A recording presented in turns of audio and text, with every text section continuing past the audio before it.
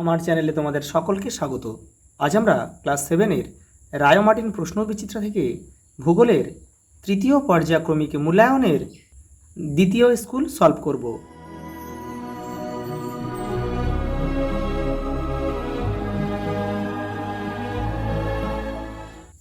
দেখো, তোমরা যারা আগের সেটগুলো দেখোনি তারা চ্যানেলের প্লেলিস্টে যাবে, ওখানে কিন্তু পেয়ে যাবে। দেখো, প্রথম প্রশ্ন, পৃথিবীর মোট 100 ভাগ জলের মধ্যে কত ভাগ সমুদ্রের নোনা জল? 97 ভাগ। আর 3 ভাগ হচ্ছে মিষ্টি জল।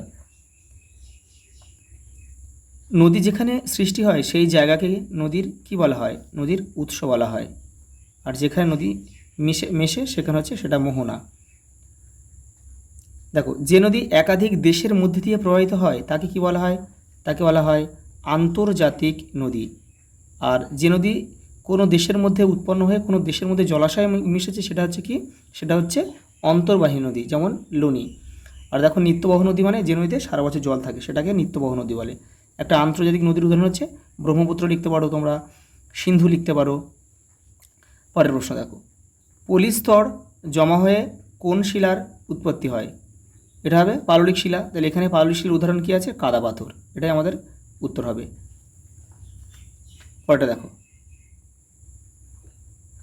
কলকারখানার ধোঁয়া মাটির উর্বরতা বাড়ায়, মাটিকে নষ্ট করে, অ্যাসিড বৃষ্টি ঘটাতে সাহায্য করে। তাহলে এটা হবে যে অপশান সি আমাদের সঠিক উত্তর হবে, যে অ্যাসিড বৃষ্টি ঘটাতে সাহায্য করে।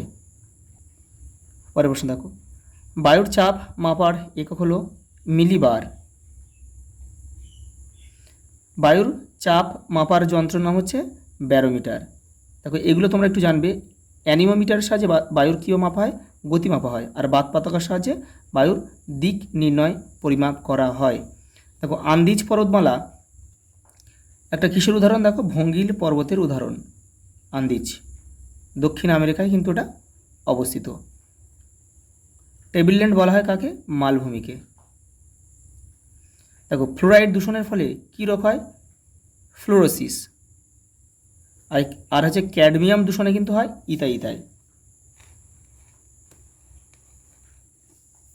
পরেরটা দেখো, কত সালে ভোপালে ইউনিয়ন কার্বাইডের কারখানায় দুর্ঘটনা ঘটেছিল? 1984 খ্রিস্টাব্দে। ইউরোপের সর্বোচ্চ শৃঙ্গের নাম কি? ইউরোপের সর্বোচ্চ শৃঙ্গের নাম হচ্ছে এলবুর্জ। দেখো, এলবুর্জ হচ্ছে ককেসাস পর্বতের কিন্তু সর্বোচ্চ শৃঙ্গ। আর মংব্লা হচ্ছে কি? আল্পস পর্বতের সর্বোচ্চ শৃঙ্গের নাম হচ্ছে মংব্লা। পরেরটা দেখো, ইউরোপের দীর্ঘতম নদীর নাম হচ্ছে ভলগা। লন্ডনের প্রধান বিমানবন্দরের নাম হচ্ছে হিথ্রো। ভূমধ্যসাগরীয় আলোকস্তম্ভ বলা হয় কাকে? স্ট্রম্বোলিকে। লিপারি দ্বীপের স্ট্রম্বোলিকে কিন্তু ভূমধ্যসাগরীয় আলোকস্তম্ভ বলা হয়। পৃথিবীর ছাদ পামির মালভূমিকে বলা হয়। পরেরটা দেখো, হাজার হ্রদের দেশ বলা হয় কাকে? ফিনল্যান্ডকে। ফিনল্যান্ড। পৃথিবীর সবথেকে উঁচু পর্বতশৃঙ্গের উচ্চতা কত মিটার? তাহলে পৃথিবীর সবচেয়ে উঁচু পর্বতশৃঙ্গের নাম কি? Mount Everest. আমরা জানি মাউন্ট এভারেস্টের উচ্চতা 8,848 মিটার। পরটা দেখো, আমাশয়, আন্ত্রিক, জন্ডিস এসব রোগ কী বাহিত? জলবাহিত বা জলবাহিত রোগ। রাইন ও তার দুই উপনদী রুড় ও লিপে নদীর সংযোগস্থলে কোন শিল্পাঞ্চল গড়ে উঠেছে? রুড় শিল্পাঞ্চল গড়ে উঠেছে।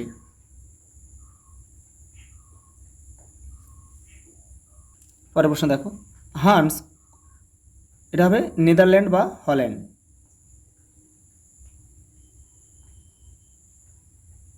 নেদারল্যান্ড দেশের অধিবাসী।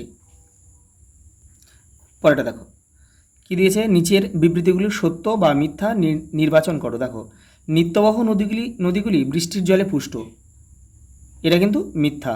কারণ কি? নিত্যবহ নদীতে সারা বছর জল থাকে, সেগুলো কিন্তু বরফ গলা জলে পুষ্ট। আর বায়ুতে জলীয় বাষ্প থাকলে ওই বায়ু জলীয় বাষ্পহীন বায়ুর থেকে ভারী হয়। এটাও কিন্তু মিথ্যা। কারণ বায়ুতে জলীয় বাষ্প থাকলে সেই বায়ু কিন্তু সাধারণ জলীয় বাষ্পহীন বায়ুর থেকে কিন্তু হালকা হয়ে যায়। পরে দেখো, ক্যাডমিয়াম দূষণের ফলে কী রোগ হয়? এটা দেখো, ব্ল্যাক ফুট ব্যাধি দিয়েছে। এটাও তাহলে মিথ্যা হবে কিন্তু। কারণ কি? আমরা জানি কি ক্যাডমিয়াম দূষণে কি ইতাই রোগ হয়।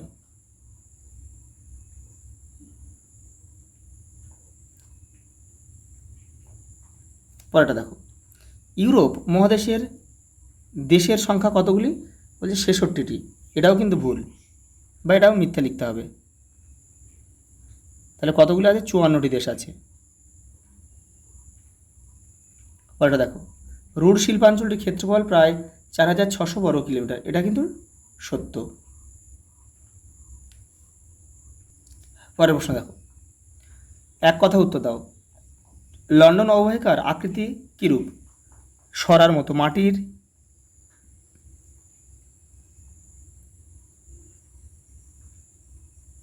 সরার মতো। কোন মাটির জল ধারণ ক্ষমতা সবচেয়ে বেশি? এঁটেল মাটি।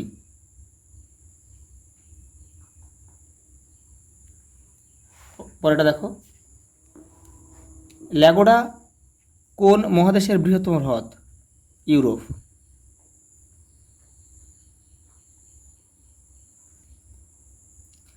দেখো, আমার কোনো বদ্বীপ নেই, আমি পৃথিবীর বৃহত্তম নদী, আমি কে? আমাজন।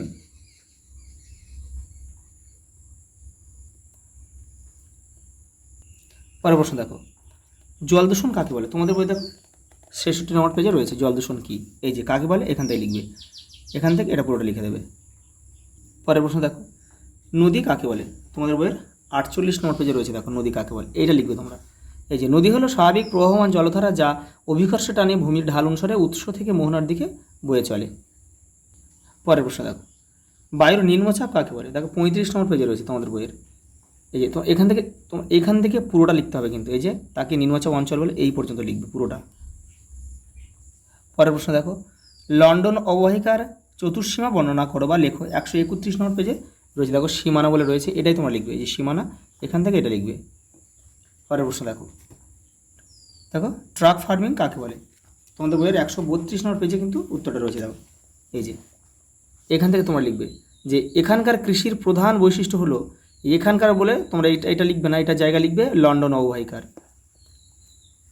এই পর্যন্ত তোমাদের কিন্তু লিখতে হবে, এই পর্যন্ত। দেখো পরের প্রশ্ন কী বলেছে, মাটি দূষণের প্রধান 5টি কারণ লেখো।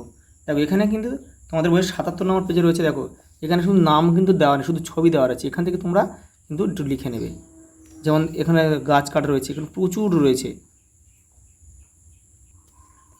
পরের প্রশ্ন দেখো, পোল্ডার ভূমি কীভাবে তৈরি করা হয় তা লেখো। 135 নম্বর পেজে রয়েছে তোমাদের বইয়ের, এই যে হলুদ বক্সটা।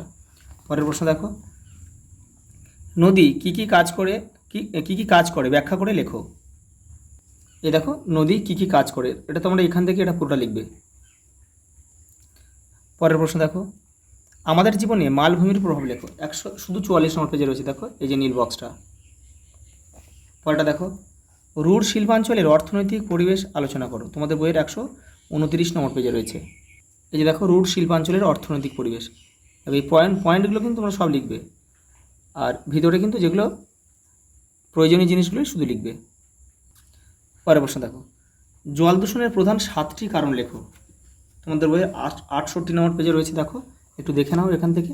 তোমরা শুধু নাম করা লিখতে বলেছে, নাম করা লিখবে। দেখো একে রয়েছে শিল্প কারখানা থেকে জল দূষণ, গৃহস্থালী থেকে জল দূষণ, কৃষিক্ষেত্র থেকে জল দূষণ, তেজস্ক্রিয় পদার্থ থেকে জল দূষণ, এপারেও কিন্তু রয়েছে অনেকগুলো। দেখো খনিজ তেল থেকে জল দূষণ, তাপীয় দূষণ, বায়ু দূষণের কারণে জল দূষণ, আর আর্সেনিক দূষণ। এগুলো শুধু নাম করা লিখলেই কিন্তু হয়ে যাবে। পরের প্রশ্ন দেখো, ইউরোপ মহাদেশের বিভিন্ন জলবায়ু অঞ্চল ও স্বাভাবিক উদ্ভিদের সম্পর্কে আলোচনা করো। দেখো এটা তোমাদের বইয়ের 126 নম্বর পেজে রয়েছে। এই দেখো এখান থেকে তোমরা যে কোনো দুটো লিখবে, নামগুলো একটু লিখবে, কয়েকটা শুধু নামগুলো লিখে দুটো ব্যাখ্যা করবে।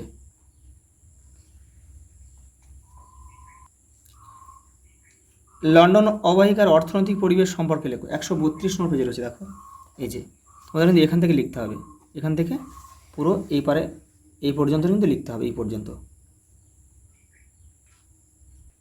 পরের প্রশ্ন দেখো, মাটি দূষণ প্রতিরোধের প্রধান 4টি উপায় লেখো।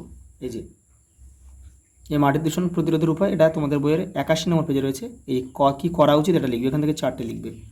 আর কি বলেছে দেখো, পরে একটা প্রশ্ন দিয়েছে, এবং জল দূষণ প্রতিরোধের প্রধান 4টি উপায় লেখো। 74 নম্বর পেজে রয়েছে তোমাদের বইয়ের। এই দেখো জল দূষণ প্রতিরোধ, এখান থেকে রয়েছে নিচে, এখান থেকে তোমরা যে কোনো 4টে করবে। পরের প্রশ্ন দেখো,